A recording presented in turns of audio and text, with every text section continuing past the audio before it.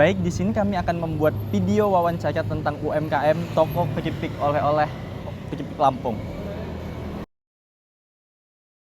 Baik, sebelumnya di sini saya dengan siapa dan berlaku sebagai Saya Bu Iin, owner dari Keripik Lampung. Lampung.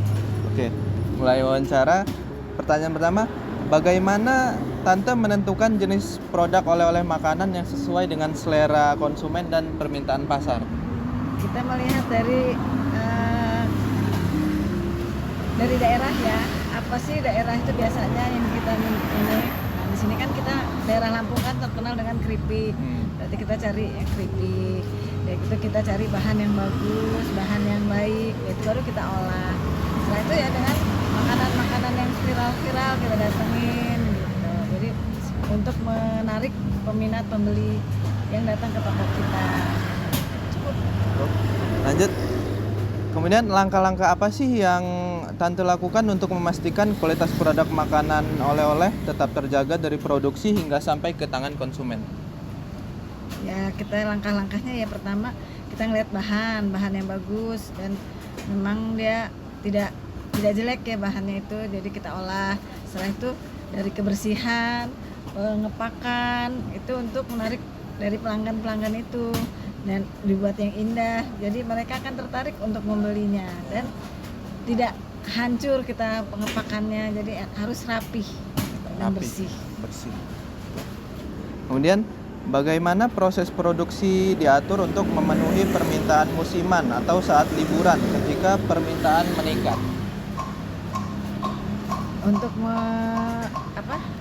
bagaimana proses produksi diatur untuk memenuhi permintaan ya musiman. Nah kalau kita musiman pas liburan, pas mau lebaran gitu, tahun baru, biasanya kita mulai stok. Kita udah mulai menyiapkan kira-kira berapa kebutuhan pengunjung yang akan datang. Jadi kita tambah barang-barangnya, kita kepak dengan baik dan kita simpan dengan baik supaya dia tidak rusak begitu nanti kita ya. Paling nggak sebulan atau 2 bulannya itu sudah harus siap. Oh, sudah prepare duluan ya? Mengapa Tante memilih lokasi oleh-oleh Aditya ini di sini, Tante? Kita milih sini kebetulan, memang kami tinggalnya punya tempat lokasi di sini.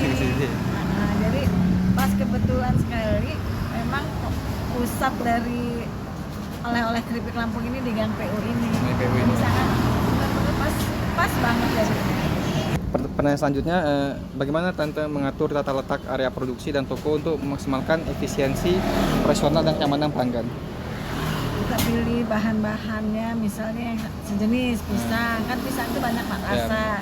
Jadi satu deret itu pisang, nanti ada lagi yang keripik lain, nanti makanannya sejenis lah, misalnya coklat-coklat itu coklat-coklat, pakaian itu misalnya ada yang dari pakaian atau kaos-kaos di tempat pakaian, pokoknya disesuaikan dengan sama-sama satu jenis. Ya.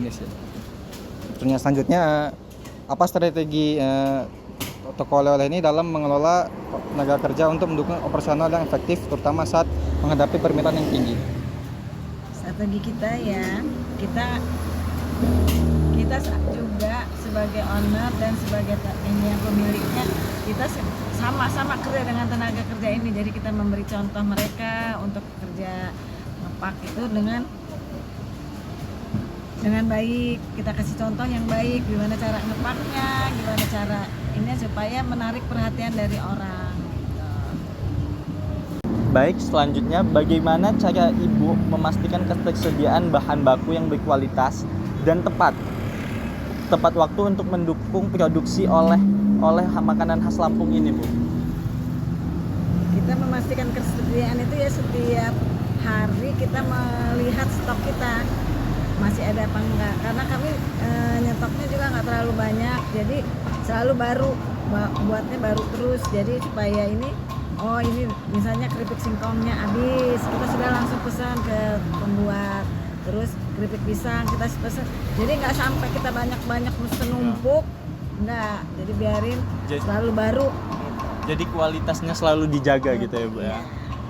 Selanjutnya, bagaimana cara mengelola persediaan bahan baku dan produk jadi untuk menghindari pemborosan dan memastikan selalu tersedia bahan yang dibutuhkan itu, Bu? Ya, itu seperti tadi, kita ngelihat stok kita kan. Nah, kalau kita sudah memang udah sedikit, baru kita pengumpul pengrajin yang dari masyarakat lain yang buat, kita ada pesan. Jadi setiap hari selalu baru gitu. Jadi dia nggak boros untuk ini, nggak lagi kan kalau lama-lama kan nggak laku nanti basi rusak kadaluarsa gitu ya. Kadaluarsa. Jadi kita nggak terlalu stok banyak gitu. Jadi setiap Setiap hari hari kita selalu buat dilihat produksi, itu produksinya. Iya.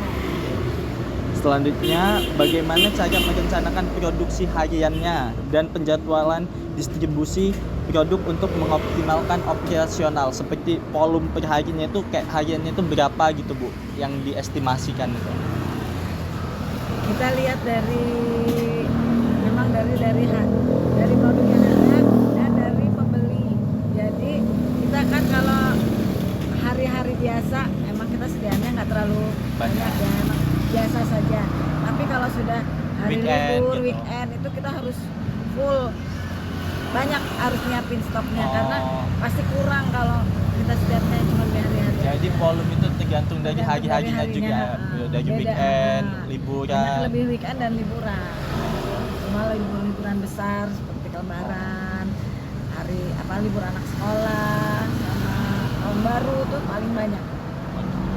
Selanjutnya yang terakhir, bagaimana menjaga peralatan produksi agar selalu berfungsi dengan baik dan tidak mengganggu kelancaran produksi. Peralatan itu kita jaga, kalau misalnya habis dipakai kita bersihkan deh gitu. Kita kalau